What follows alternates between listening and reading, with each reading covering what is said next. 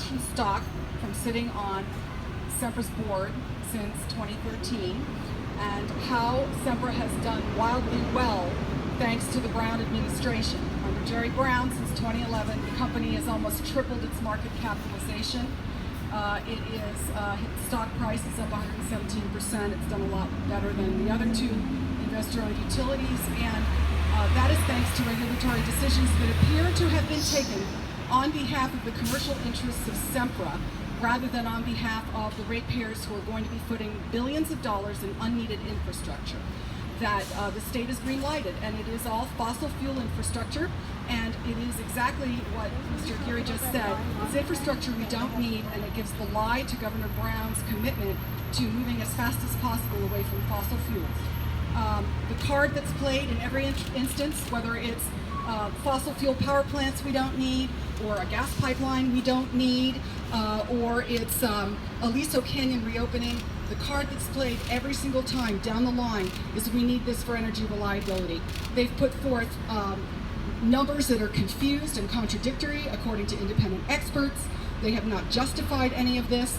It's arbitrary, and it's a lie. We don't need any of this infrastructure for reliability. We have a lot of other alternatives that should have been considered first. Now, is Governor Brown said anything publicly about Aliso Canyon? Well, Governor Brown issued a proclamation, an emergency proclamation. I believe it was in January of 2016, several months into the leak, which he managed to ignore while he was in Paris at a climate conference.